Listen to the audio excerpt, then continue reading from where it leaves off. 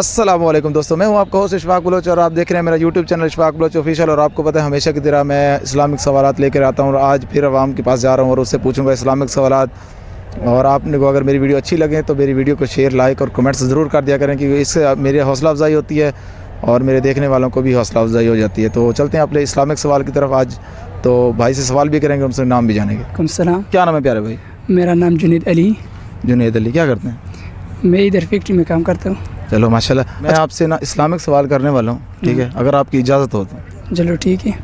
पक्की बात है। अच्छा, मुझे ये बताएं कि ऐसा कौन सा बादशाह था इस दुनिया में जिसकी मौत की वजह जूता और मच्छर बने?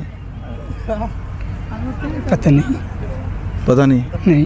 अच्छा, मुझे ये बताएं नमरूद के ख़ानदान में से वो कौन सा शख्स था जो हज़रत इब्राहीम अलैहिस्सलाम पर ईमान लाया था? पता नहीं। वज़ू के फ़र्ज़ कितने? 4। कौन कौन से? पहले अपने मुंह को धोना जितना है उसका अंदाम है, और दूसरा हाथ कलाई तक धोना जितना उसका अंदाम है, और तीसरा चौथाई सर का मसा करना, और चौथे नंबर पाँव धोना, टखने समेत धोना। गुस्ल के कितने फ़राइज़ हैं?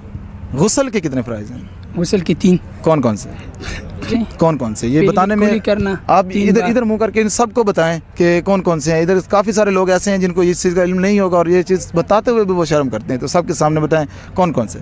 गुस्ल की 3 फ़राइज़ है। पहली कुली करना 3 बार, फिर नाक में पानी डालना 3 बार, जब सांस जगते और जहाँ रुक सकती है उसके तक लाना, और तीसरी मरतबा सारे बदन पर पानी डालना और साथ में हाथ भी दबाना।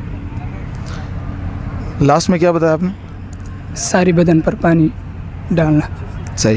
ये था कि ऐसा दुनिया में कौन सा बादशाह था जिसकी मौत की वजह जूता और मच्छर बने, तो वो नमरूद था। सवाल मेरा ये था कि नमरूद के ख़ानदान में से ऐसा कौन सा शख्स था जो हज़रत इब्राहीम अलैहिस्सलाम पर ईमान लाया था, तो वो उनकी बेटी थी। ठीक है, तो आपने मेरे इन 2 सवालों का जवाब नहीं दिया, तो बाकी आपने सारे सवालों का सही जवाब दिया।